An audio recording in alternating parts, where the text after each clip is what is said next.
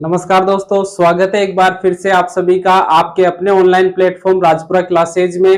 दोस्तों उम्मीद है सभी की जो तैयारी है बड़ी अच्छी चल रही होगी और अपनी क्लासेज जो है राजस्थान थीम आधारित जो अपनी थीम है उसके ऊपर अब निरंतर जारी है। दोस्तों इसी क्रम के अंदर आज अपनी राजस्थान थीम आधारित दूसरी क्लास के ऊपर अपन चर्चा करने जा रहे हैं। राजस्थान की जो करंट अफेयर्स से है उससे जुड़ी हुई वो तमाम जानकारियां दोस्तों जो आने वाली भर्ती परीक्षाओं में अपने जो परीक्षा है उसके लिहाज से कहीं ना कहीं महत्वपूर्ण रहने वाली है।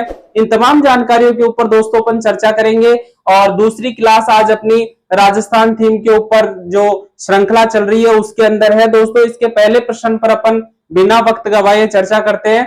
नरेगा आखर अभियान। देखिए दोस्तों ऐसे प्रश्नों का संकलन मैं बार बार क्लासों के अंदर बताता रहता हूं कि ऐसे प्रश्नों का संकलन अपन यहां करने का प्रयास कर रहे हैं जो एक तो सारगर्भित हो और अपने परीक्षाओं की दृष्टि से महत्वपूर्ण हो। हर कुछ पढ़ने का अपना उद्देश्य नहीं है कि अपन जो है कुछ भी पढ़ ले। ऐसे प्रश्नों का संकलन करने का प्रयास किया जा रहा है जो आने वाली परीक्षाओं के अंदर अपने लिए महत्वपूर्ण रहेंगे और कहीं ना कहीं परीक्षाओं के अंदर आपको नजर भी आएंगे। तो देखिए दोस्तों पहला अपना प्रश्न है नरेगा आखर अभियान। इसके अंदर आपको शब्द से ही समझ में आ रहा होगा आखर अभियान जो है इसके अंदर क्या किया जाएगा दोस्तों कि जो नरेगा के अंदर काम करने वाले श्रमिक हैं उनको जो है शिक्षित करना, उनको साक्षर करना, ये इसका उद्देश्य है। देखिए इसका जो जिला है जहां से इसकी शुरुआत हुई है अभी हाल ही के अंदर दोस्तों जयपुर जिले के अंदर, राजस्थान की जो राजधानी है जयपुर जिला इसके अंदर आपके नरेगा आखर अभियान की शुरुआत की गई है। तो पहला सीधा सा प्रश्न बनेगा नरेगा आखर अभियान का संबंध किससे है? साक्षरता से या शिक्षा से। दूसरा है कहां से शुरुआत हुई है? जयपुर जिले से हुई है साहब। अगला इसका बनता है शुरुआत कब हुई है? गुरु पूर्णिमा के दिन। तो देखिए दोस्तों अगर तारीख की अगर अपन बात करें तो 10 जुलाई। कितनी जुलाई? 10 जुलाई। और 10 जुलाई को जो गुरु पूर्णिमा थी इसके दिन आपके नरेगा आखर अभियान की शुरुआत की गई थी जयपुर जिला प्रशासन के द्वारा। हम सबको पता है जयपुर के जिला कलेक्टर जितेंद्र कुमार सोनी हैं और अच्छा काम कर रहे हैं। और यहां पर जो जयपुर जिला प्रशासन है दोस्तों उन्होंने क्या किया है, देखो इसका उद्देश्य क्या है कि ग्रामीण क्षेत्र में रहने वाले निरक्षर ग्रामीणों यानी जो ग्रामीण क्षेत्र की जनसंख्या है और उसमें ऐसे व्यक्ति जो निरक्षर हैं यानी अपना नाम तक लिखना नहीं आता है, उनको बिल्कुल भी आखर ज्ञान नहीं है, ऐसे नरेगा श्रमिकों को साक्षर, दक्ष, सामाजिक एवं आर्थिक रूप से सक्रिय कर डिजिटल और वित्तीय साक्षरता के माध्यम से सशक्त बनाना है। देखिए दोस्तों यहां पर दो प्रकार का, एक तो डिजिटल और वित्तीय। पहला क्या इसमें देखिए मोटे मोटे तौर पर 3 उद्देश्य है। पहला उद्देश्य तो है जो बिल्कुल निरक्षर व्यक्ति हैं जो नरेगा से जुड़े हुए हैं उनको यहां पर जो है आखर ज्ञान करवा करके और जो है साक्षर किया जाएगा। दूसरा है डिजिटल ज्ञान यानी थोड़ा बहुत ऐसा जो है जानकारियां, ऐसा नॉलेज उनको दिया जाए जिससे मोबाइल फोन वगैरह चलाना, तो डिजिटल ज्ञान से भी उनको जोड़ा जाएगा और वित्तीय साक्षरता भी उनको प्रदान की जाएगी। नरेगा के अंदर जो उनको मानदेय प्राप्त होता है, दैनिक भत्ता प्राप्त होता है, उसकी उनको जानकारी रहे, अपना हस्ताक्षर करना आए, नॉर्मल चीजें वो पहचान सके, जान सके, उन सबके लिए जो दोस्तों नरेगा आखर अभियान चला गया है जयपुर जिला प्रशासन के द्वारा। और इसके अंदर क्या किया गया है कि जो महिला मेट है इन महिला मेटों को दोस्तों प्रशिक्षित किया जाएगा। यानी जो मजदूर काम कर रहे हैं, महिलाएं काम कर रही है, उसमें जो महिला मेट है उनको प्रशिक्षित करके और उनके जो है अंडर के अंदर फिर बाकी श्रमिकों को भी इसमें प्रशिक्षित करने का काम किया जाएगा। तो ये काफी अच्छा प्रश्न है। नरेगा आखर अभियान आपका जयपुर जिले से इसकी शुरुआत हुई है, गुरु पूर्णिमा से शुरुआत हुई है 10 जुलाई से। अगले प्रश्न के ऊपर चलते हैं दोस्तों, हिल्स मिलेनियम अवार्ड 2025। देखिए हिल्स मिलेनियम अवार्ड 2025 की अगर अपन बात करें तो ये 2025 का जो हिल्स मिलेनियम अवार्ड 2025 है किसको मिला है? प्रोफेसर ए बाला सुब्रमण्यम। दोस्तों ये बहुत महत्वपूर्ण प्रश्न है आने वाले एग्जाम की दृष्टि से क्योंकि ये प्रथम भारतीय है। सबसे बड़ी बात तो ये ध्यान रखना, प्रथम भारतीय जिनको ये अवार्ड मिला है। तो आपसे प्रश्न पूछ लेगा कि भारत के पहले व्यक्ति जिनको हिल्स मिलेनियम अवार्ड 2025 दिया गया है कौन है? प्रोफेसर ए बाला सुब्रमण्यम, प्रथम भारतीय हैं।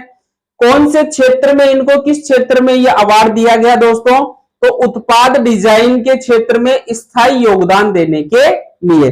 देखिए प्रोफेसर ए बाला सुब्रमण्यम की अगर अपन बात करें दोस्तों, तो जेके लक्ष्मी यूनिवर्सिटी, लक्ष्मीपति सॉरी, तो जेके एलयू यूनिवर्सिटी यानी जेके लक्ष्मीपति यूनिवर्सिटी के अंदर जो आपका डिजाइन संस्थान है, कौन सा संस्थान है दोस्तों?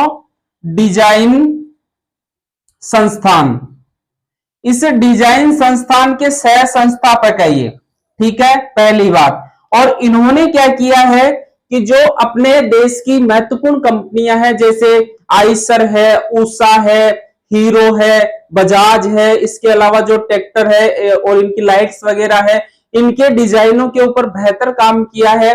और एक वर्ष में जो है एक व्यक्ति को यह पुरस्कार अंतरराष्ट्रीय स्तर पर प्रदान किया जाता है। और ये कहां पर? बर्मिंघम ब्रिटेन के अंदर इनको ये पुरस्कार प्रदान किया जाएगा। तो दोस्तों ये जरूर ध्यान रखिएगा कि ये जो अवार्ड है ये अंतरराष्ट्रीय अवार्ड है और इसको प्राप्त करने वाले पहले भारतीय बने हैं प्रोफेसर ए बाला सुब्रमण्यम। जयपुर जिले के अंदर जो आपकी जेके लक्ष्मीपति यूनिवर्सिटी है, इनके ये प्रोफेसर हैं, डिजाइन संस्थान के सह संस्थापक हैं और उत्पाद डिजाइन के क्षेत्र में स्थायी योगदान देने के लिए इनको जो है ये अवार्ड दिया गया है। और अगर अपन इसके बारे में चर्चा करें तो IEED, ठीक है, इसके द्वारा जो है ये अवार्ड दिया जाता है। IEED institute of engineering designers, इसका पूरा नाम क्या है? Institute of engineering designers. ये अंतरराष्ट्रीय संस्था है जो यह अवार्ड प्रतिवर्ष देती है, ऐसे व्यक्तियों को देती है जो इंजीनियरिंग डिजाइनर्स के क्षेत्र में और जो है संस्थागत उत्पाद के क्षेत्र में जो है ये डिजाइन के क्षेत्र में महत्वपूर्ण कार्य करते हैं, ऐसे अंतरराष्ट्रीय शख्सियत को ये अवार्ड दिया जाता है। और इस बार जो है अपने राजस्थान के प्रोफेसर जो राजस्थान से संबंधित हैं उनको ये अवार्ड प्राप्त हुआ है। तो ये बहुत महत्वपूर्ण प्रश्न है आने वाली परीक्षाओं की दृष्टि से। ठीक है दोस्तों, अगला है नटराज महोत्सव 2025। तो कल भी अपन ने मल्हार महोत्सव पढ़ा था कल की क्लास के अंदर, और आज की जो क्लास है इसमें आपके एक और महोत्सव आया है जिसका नाम है नटराज महोत्सव। और जवाहर कला केंद्र जयपुर, वही आपके जेके के जवाहर कला केंद्र जयपुर के अंदर इसका आयोजन हुआ है। और 11 से 16 जुलाई, कब से कब तक? 11 से 16 जुलाई तक इसकी अवधि रही है दोस्तों। और इसके अंदर जो प्रमुख नाटक है वो और करो थिएटर और पुराने चावल, दो महत्वपूर्ण नाटकों का इसके अंदर जो है अभिनय किया गया है। गोपाल दास का ये नाटक है और करो थिएटर, किसका है? गोपाल दास। हालांकि इतना डिटेल में जाएगा नहीं, लेकिन फिर भी अपन को ध्यान रखना है जवाहर कला केंद्र के अंदर 11 से 16 जुलाई 6 दिवसीय, ये भी ध्यान रखना दोस्तों। ये प्रश्न अक्सर ऐसे पूछ लेता है कि जो आपका नटराज महोत्सव है ये कब से कब तक चला। ये नहीं पूछ करके आपसे ऐसे भी पूछा जा सकता है कि कितने दिवस तक चला, 5 दिवसीय, 6 दिवसीय, 3 दिवसीय, 4 दिवसीय। ठीक है, तो ये ध्यान रखना है 6 दिवसीय, और इसकी शुरुआत और करो थिएटर नाटक से हुई थी। तो ये कुछ महत्वपूर्ण प्रश्न है। आगे चलते हैं, करते हैं चर्चा दोस्तों। वेरी वेरी इंपॉर्टेंट, यानी देखिए जो प्रश्न है वो सारे कहीं ना कहीं महत्वपूर्ण है। ऐसे प्रश्नों का संकलन करने का अपन प्रयास कर रहे हैं जो एग्जाम की दृष्टि से भी और किसी भी प्रकार से जो आने वाली भर्ती परीक्षाएं हैं उनमें कहीं ना कहीं अपने को मददगार साबित होने वाले हैं। 29वां राज्य स्तरीय भामाशाह सम्मान समारोह, देखिए इस लाइन के अंदर ही प्रश्न छुपा हुआ है आपका। कौन सा भामाशाह सम्मान समारोह इस बार 2025 में मनाया गया है दोस्तों? 29वां। सबसे बड़ी बात पहले तो यह ध्यान रखना है 29वां भामाशाह सम्मान समारोह 2025। ठीक है, अब बात आती है कि कहां पे इसका आयोजन हुआ। तो इसका आयोजन जो है तक्षशिला सभागार एमपीएस जयपुर, दोस्तों माहेश्वरी पब्लिक स्कूल। ठीक है, तक्षशिला सभागार है माहेश्वरी पब्लिक स्कूल जयपुर जो जवाहर नगर वाला है, उसके अंदर जो है इसका आयोजन हुआ है 29वां राज्य स्तरीय भामाशाह सम्मान समारोह। कौन से क्षेत्र के अंदर जो है भामाशाहों को सम्मानित किया गया है? शिक्षा के क्षेत्र में। देखिए दोस्तों शिक्षा के क्षेत्र में जो भामाशाह हैं, जिन्होंने शिक्षा में अपना डोनेशन दिया है या शिक्षा को आगे बढ़ाने के लिए दान दिया है, उन लोगों को जो है इस सम्मान समारोह के अंदर सम्मानित किया गया है। ठीक है दोस्तों, इसमें आगे चलते हैं। सम्मान, सम्मान की अगर अपन बात करें यहां पर, तो एक तो दो प्रकार के सम्मान मिले हैं, भामाशाह और प्रेरक। देखिए प्रश्न यहां से और यहां से, हालांकि चारों लाइनों में प्रश्न छिपा है, 29वां समारोह है, ठीक है, और तक्षशिला सभागार के अंदर 28 जून को, ये भी ध्यान रख लेना, कब हुआ था, 28 जून 2025 को, और कौन से क्षेत्र में, शिक्षा के क्षेत्र में। अब बात करते हैं सम्मान की, तो यहां पे देखिए दोस्तों, भामाशाह को 134 व्यक्तियों को और प्रेरक सम्मान 89 निवासी लोगों को। तो पहले तो सीधी सी संख्या पूछी जा सकती है, भामाशाह जो सम्मान समारोह था उसमें कितने भामाशाहों को सम्मानित किया गया, 134 भामाशाहों को, ठीक है। कितने प्रेरकों को सम्मानित किया गया, 89 निवासी प्रेरक। अब यहां पे थोड़ा सा अंतर मैं बता देता हूं आपको, भामाशाह में और प्रेरक में क्या अंतर है दोस्तों। भामाशाह जो सम्मान दिया गया है वो उन व्यक्तियों को दिया गया है जिन्होंने डोनेट किया है। राजस्थान में शिक्षा को बढ़ावा देने के लिए शिक्षा विभाग को या शिक्षा से जुड़ी हुई संस्थाओं को जो दान दिया है, उनको भामाशाह सम्मान दिया गया, जिन्होंने खुद ने डोनेट किया है। और प्रेरक सम्मान उन व्यक्तियों को दिया गया दोस्तों जिन्होंने भामाशाहों को डोनेट करने के लिए प्रेरित किया है। समझ में आया, यानी जो व्यक्ति भामाशाह को दान देने के लिए प्रेरित कर रहा है उसको प्रेरक के रूप में सम्मानित किया गया है, ठीक है। अब इसको देखिए, यहां पर इसको दो पार्ट्स में डिवाइड किया गया है, यह बड़ा महत्वपूर्ण है दोस्तों। एक का नाम तो है शिक्षा विभूषण, एक अवार्ड तो कौन सा दिया गया है, शिक्षा विभूषण, और एक अवार्ड दिया गया शिक्षा भूषण।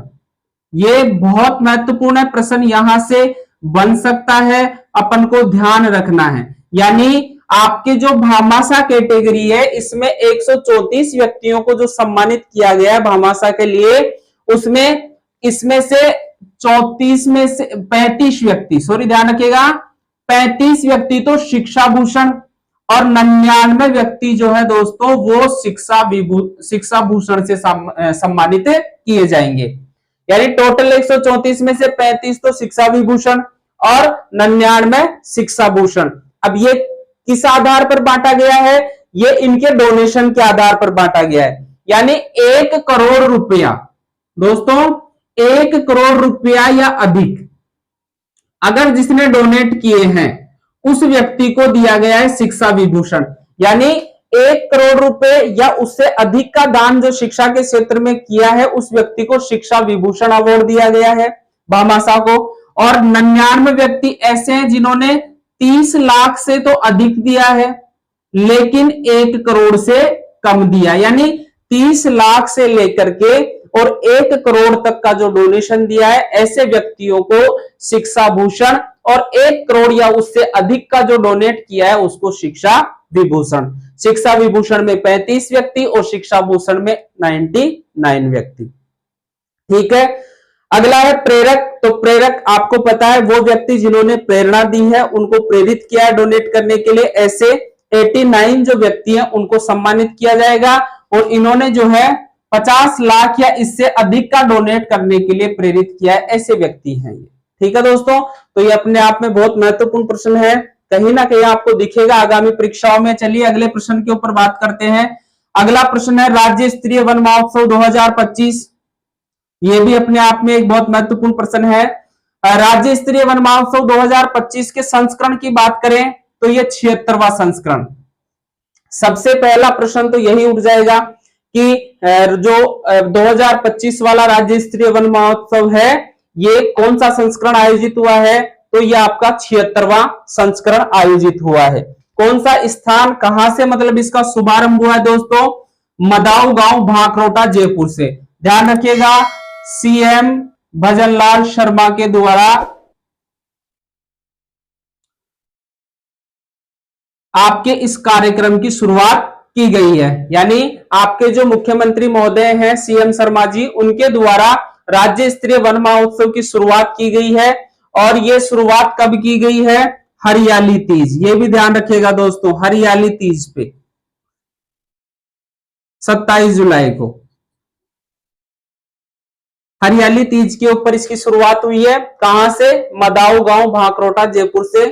और इसमें एक चीज और ध्यान रखिएगा कि जो आपका जगतगुरु रामानंदाचार्य राजस्थान संस्कृत विश्वविद्यालय है, इसके परिसर में वृक्ष लगा करके जो है मातृ वन कार्यक्रम की शुरुआत की है, या मातृ वन की शुरुआत की है, ये जरूर ध्यान रखिएगा। इसी जो आपका ये वन महोत्सव है, इसके शुभारंभ के दौरान मुख्यमंत्री शर्मा जी के द्वारा जो राजस्थान जगतगुरु रामानंदाचार्य राजस्थान संस्कृत जो विश्वविद्यालय, इसके परिसर में पौधा लगा करके मातृ वन जो है इसकी शुरुआत की है।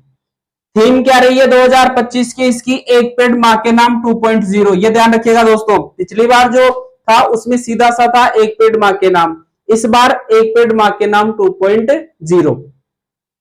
इसके अलावा इसकी एक और थीम है, एक पेड़ लगाओ अपना भविष्य सुरक्षित करो। तो आपको दोनों में से कोई सी भी थीम पेपर के अंदर नजर आ सकती है, तो ये अपन को थोड़ा सा ध्यान रखना है। इसके अलावा दोस्तों यहां पर आपको एक और चीज ध्यान रखनी है कि राजस्थान सरकार के द्वारा एक और कार्यक्रम हरियालो राजस्थान, इसी से जुड़ा हुआ। हालांकि जो वन महोत्सव है 1 से 7 जुलाई को मनाया जाता है, जो वर्षा काल का प्रारंभ होता है, उसमें वृक्षारोपण करके इसकी शुरुआत की जाती है पूरे भारत के अंदर। लेकिन अपन राजस्थान की बात कर रहे हैं, तो राजस्थान सरकार के द्वारा जो है राजस्थान को हरा भरा करने के लिए हरियाला राजस्थान, इस कार्यक्रम की शुरुआत की गई है। कौन से कार्यक्रम की? हरियालो राजस्थान। और इसमें जो है दोस्तों अगले 5 वर्षों के अंदर 50 करोड़ पौधे लगाने का लक्ष्य रखा गया है। ये ध्यान रखिएगा कि जो हरियालो राजस्थान है, इसकी प्रेरणा कहां से ली गई है? जो प्रधानमंत्री नरेंद्र मोदी जी का एक पेड़ मां के नाम अभियान है दोस्तों, उससे इसकी शुरुआत हुई है हरियालो राजस्थान की। और आगामी जो 5 वर्ष है, यानी पिछले वर्ष को भी इसमें गिना जाएगा, 2024-25 को भी। 2024-25 वर्ष में 7 करोड़ पौधे राजस्थान सरकार के द्वारा लगवाए गए हैं। और 2025-26 जो वर्तमान में चल रहा है दोस्तों, इसके अंदर 10 करोड़ पौधे लगाने का लक्ष्य रखा गया है। तो ये प्रश्न आपको जरूर से नजर आएगा आगामी भर्ती परीक्षाओं के अंदर कि 2025-26 के अंदर राज्य सरकार के द्वारा कितने पौधे लगाने का लक्ष्य रखा गया है? 10 करोड़ पौधे। ठीक है, टोटल कितने? 50 करोड़। कौन सा कार्यक्रम? हरियालो राजस्थान। अगला प्रश्न देखिए, राजेश कुमार मीणा। राजेश कुमार मीणा ये राजस्थान की एक ऐसी शख्सियत है दोस्तों जो अभी पिछले समय के अंदर चर्चा में रही है। तो अपन ने जो है प्रमुख व्यक्तित्व भी परीक्षा के अंदर पूछे जाते हैं, तो इनका नाम क्यों चर्चा में आया? देखिए चर्चा का कारण क्या है? महाराष्ट्र के नए मुख्य सचिव। देखिए दोस्तों अभी हाल ही के अंदर 30 जून को, कितनी तारीख को? 30 जून को महाराष्ट्र की जो मुख्य सचिव थी आपकी सुजाता सोनिक, क्या नाम है? सुजाता सोनिक, ये सेवानिवृत्त हुई हैं। तो सुजाता सोनिक की जगह इन्होंने ली है राजेश कुमार मीणा के द्वारा। और सवाई माधोपुर जिला राजस्थान से इनका संबंध है। तो ये प्रश्न अपने लिए बहुत महत्वपूर्ण इसलिए हो जाता है दोस्तों, पहला तो ये कि राजस्थान का व्यक्ति किसी दूसरे राज्य के अंदर मुख्य सचिव के पद पे पहुंचा है। दूसरी बात कि इनका संबंध राजस्थान से है। और इन्होंने ये प्रश्न जरूर ध्यान रखिएगा कि किसकी जगह लिए? इन्होंने सुजाता सोनिक की जगह लिए। तो राजस्थान की थीम से जुड़े हुए जुलाई माह के कुछ ऐसे महत्वपूर्ण प्रश्नों का संकलन क्लास के अंदर दोस्तों करने का प्रयास किया है जो अपने लिए महत्वपूर्ण है। और आप सभी साथियों से एक निवेदन है कि जितने भी साथी चैनल से जुड़े हुए हैं वो वीडियो को ज्यादा से ज्यादा शेयर करिए दोस्तों। और अपने जो मिलने वाले हैं, पढ़ने वाले जो दोस्त हैं, भाई लोग हैं, उनके साथ जो है वीडियो को शेयर करिए और चैनल को सब्सक्राइब जरूर से करिएगा। और निरंतर जारी रखिए अपनी पढ़ाई दोस्तों। भर्तियों का अंबार लगा हुआ है, हालांकि कम मात्रा में, लेकिन निरंतर भर्तियां जो है गवर्नमेंट के द्वारा निकाली जा रही है। और इस बार सबसे अच्छी बात ये देखने को मिली है कि जो आरपीएससी है उसने अपना कैलेंडर पहले से जारी कर दिया है। देखिए दोस्तों फर्स्ट ग्रेड की एग्जाम हुई, उसका रिजल्ट तक नहीं आया, उससे पहले वैकेंसी आकर के उसके जो है एग्जाम का टाइम टेबल जारी कर दिया। सेकंड ग्रेड एग्जाम हुआ नहीं है, दूसरी वैकेंसी आकर के उसका टाइम टेबल जारी कर दिया गया है। तो कहीं ना कहीं आरपीएससी में ये बहुत अच्छी बात देखने को मिली है कि भर्तियों का जो शेड्यूल जारी कर दिया गया है। तो मेरे हिसाब से एक पर्टिकुलर तरीके से अगर अपन जो है तैयारी करें तो जरूर से अपन को जो है सक्सेस प्राप्त हो सकती है। तो इसी आशा और उम्मीद के साथ दोस्तों लगे रहिए। तब तक के लिए जय हिंद, जय भारत, धन्यवाद।